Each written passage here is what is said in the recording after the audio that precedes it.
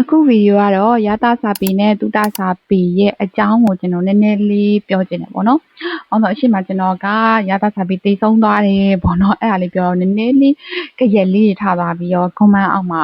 ညှို့မှုလေးတွေရှိရပေါ့နော်။စာပေအမျိုးအစားအနေနဲ့ရသစာပေတုတစာပေရှိရပေါ့နော်။စာပေရတော့ဒါဘဝကိုအကျိုးပြုစေတဲ့အရာတွေပေါ့။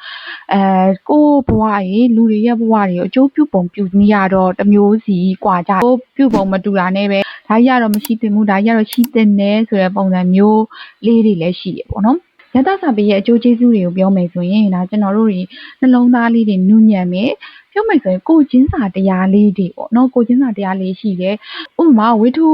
ထဲမှာဆိုဇက်ကောင်တွေအများကြီးရှိတယ်ပေါ့ဇက်ကောင်တွေအများကြီးရှိချိန်မှာကိုကဒီရဲ့ဝိထုတဲကဇက်ကောင်9ကောင်ပဲရှိရထားလိုက်တော့အဲ့ဇက်ကောင်9ခုကိုက overview အနေနဲ့အကုန်လုံးအနေနဲ့ခြုံကြည့်လိုက်တယ်ခြုံကြည့်နိုင်တယ်ဆိုတော့သူ့ဘက်ကလည်းဘလို့ကြောင့်ဟိုဘက်ကလည်းဘလို့ကြောင့်ဆိုတဲ့ပေါ့နော်ကိုချင်းစာတရားလေးအမြင်လေးတွေကလုံးဝကွဲသွားတယ်လူဘဝလူနေမှုဘဝမှာဆိုလဲကျွန်တော်တို့ရပြဿနာတစ်ခုကြုံတယ်သူကငါ့ကိုလောက်တယ်ပါဒါပေမဲ့ကိုကအဲ့လိုမျိုးတွေရသစာပေတွေဖတ်ထားဆိုတော့သူ့ဘက်မှာလည်းတခြားအကြောင်းအရာတစ်ခုတော့ရှိနိုင်တယ်ဆိုတဲ့ဟာမျိုးပေါ့နော်ဒါဖြည့်တွေးတက်လာတယ်ဒါအတွေးတွေကအမျိုးစုံတွေးလာတချို့စာအုပ်တွေကတော့ဟုတ်တယ်ရှိရဲ့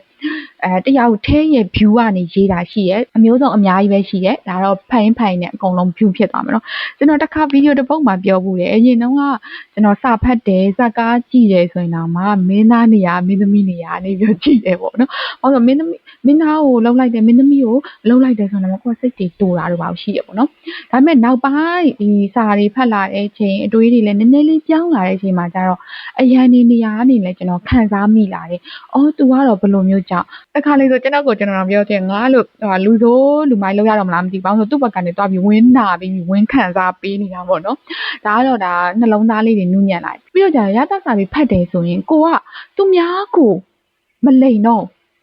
ကိုကသူများကိုတခုခုကြောင့်မလို့လိန်တော့မယ်ကောက်ကျစ်တော့မယ်ဆိုရင်တော့မှဒါသူ့ဘက်မှာလည်းဘလို့အကြောင်းအရာလေးတွေရှိနိုင်ပါလားဆိုရဲကိုချင်းစာတရားလေးရှိသွားတယ်ပေါ့နော်ဒါရသစာပေရဲ့အကြောင်းပြောရင်တော့အများကြီးပဲရှိသေးတယ်ဒါပေမဲ့ကျွန်တော်ဒီလောက်နဲ့ပဲရသစာပေကိုအနည်းချုပ်လိုက်မယ်တုတစာပေကကျွန်တော်တို့ငယ်ငယ်ကလေးကစာတွေတက်လာတယ်စာတွေလောက်လာတယ်ပေါ့အဲ့ဒါလည်းတုတထဲမှာပါတယ်ကြီးလာတဲ့အချိန်မှာလည်းကြီးလာတဲ့လျောက်ထားပါတော့ ID ဘိုင်းဆိုကျွန်တော်က ID ဘိုင်းဆိုရင် ID နဲ့ပတ်သက်တဲ့စာအုပ်တွေဖတ်မယ်ဆရာဝန်ဘိုင်းဆိုဆရာဝန်နဲ့ပတ်သက်တဲ့စာအုပ်တွေဖတ်မယ်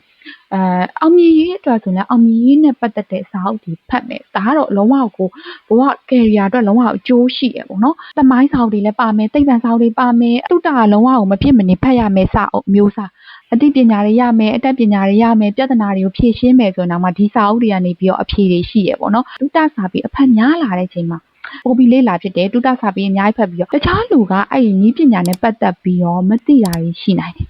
အဲ့လိုလူကိုကသိတယ်ဆိုတော့လူတက်ကြီးဆိုတော့ခါကျလိန်ကောင်းလိန်နိုင်တယ်ဒါရသစာပေမဖတ်တဲ့သူတွေကကြသူများကိုလိန်ချင်းလာတယ်သူများကို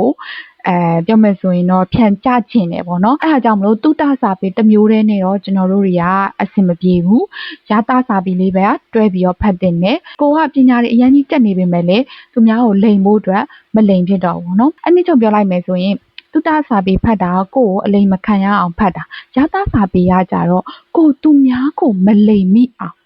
ကိုချင်းစာတရားလေးရှိမိအောင်လို့ဖတ်ရမယ်စာအုပ်အမျိုးစာမျိုးလုံးကတော့လုံးဝဖတ်တင်တယ်ပေါ့နော်ဘယ်တစ်မျိုးပဲဖတ်ရမယ်ညာတစ်မျိုးပဲဖတ်ရမယ်လို့တော့မရှိပါဘူး